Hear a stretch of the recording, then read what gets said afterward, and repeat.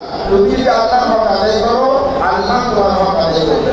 দ্বিতীয় প্রস্তাব তিনি করেন, দ্বিতীয় আলোচনা ওয়াইদা ইফাদিল্লাহ তাজিদু মুজাহাদা।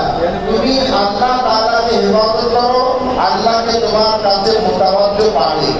অর্থাৎ বলেন এর অর্থ হলো ইফাদিল্লাহ মানে উযকুরিল্লাহ, তুমি আল্লাহর জিকির করো, আল্লাহকে স্মরণ করো। যাকারায়ের অর্থ হলো স্মরণ করা। তুমি যখন আল্লাহকে স্মরণ করবে তাজিদু মুজাহাদা অর্থাৎ মুতাওয়াজ্জুকা, আল্লাহ তাআলাকে তোমার দিয়ে মুতাওয়াজ্জ পাবে, আল্লাহকে তোমার দিয়ে মনোযোগী পাবে, আল্লাহকে তোমার দিয়ে মুতাওয়াজ্জ পাবে যদি তুমি আল্লাহর জিকির করো। তিনি এই কথাটা বোঝাতে গিয়ে কোরআনে পাকে আয়াত করেছেন, ফাযকুরুনি আযকুরকুম, তোমরা আমার স্মরণ করো, আমি তোমাদেরকে স্মরণ করব। তোমরা আমাকে স্মরণ করো, আমি তোমাকে স্মরণ করব।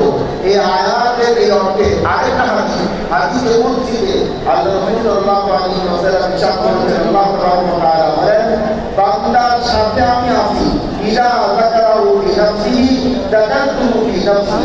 বান্দা যখন তার মনে মনে স্মরণ করে আমাকে, আমি বান্দাকে মনে মনে স্মরণ করি।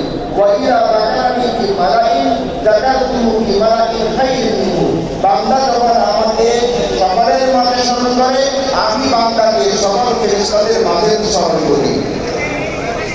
আর বান্দা যখন আমার দিকে এক বিঘত অগ্রসর হয়, আমি বান্দার দিকে এক হাত অগ্রসর করি।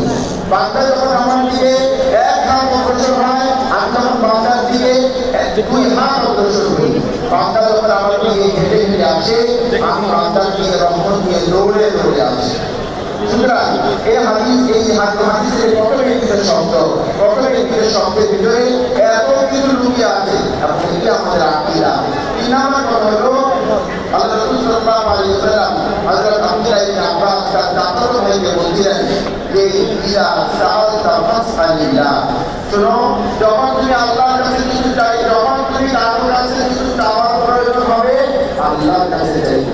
যখনই চাওয়ার প্রয়োজন হবে, আল্লাহর কাছে চাইবে।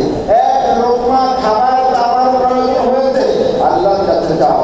চপ্পলের জুতার প্রয়োজন হয়েছে, আল্লাহর কাছে চাও। অর্থাৎ তুমি অন্য কারো কাছে চাইবে না, তুমি যদি মানুষের কাছে যাও, যেমন কি বলেন আজমির শরীফে গিয়ে যাও সন্তান চায়, নেজামুদ্দিনের দরবারে গিয়ে যাও সন্তান চায়। এর অর্থ হলো যে আল্লাহ তাআলাকে আসমান আর জমিনের মালিক বলে বিশ্বাস করে না। কেননা যদি আল্লাহকে আসমান আর জমিনের মালিক বলে বিশ্বাস করে, তাহলে এমন মৃত ব্যক্তির কাছে কিভাবে যায় যে মরণ যখন তার কাছে এসেছিল, সে তো নিজেকে মরণ থেকে বাঁচাইতেই পারল না। সুতরাং নিজেকে মরণ থেকে বাঁচাইতে পারল না, যে মৃত্যুর পরে আরেকজন জীবিত মানুষকে কিভাবে সাহায্য করতে পারে? সুতরাং মৃত ব্যক্তি তোমাকে কিছুই সাহায্য করতে পারবে না। তোমাকে সাহায্য করার মতো ক্ষমতা একমাত্র তার আছে, যিনি আসমান জমিনকে বানিয়েছেন। সুতরাং তোমাকে চাইতেই হয় একমাত্র আল্লাহর কাছে। 4 নাম্বার, যদি কারো কাছ থেকে সাহায্য নিতে হয়, সাহায্য চাইতে হয়, কেবল আল্লাহর কাছে সাহায্য চাও, আর কার কাছে সাহায্য চাও না। কি বলে এই 4টা আকীদা, আমার আকীদা, আহলুস সুন্নাত ওয়াল জামাতের আকীদা, সমস্ত আকাবের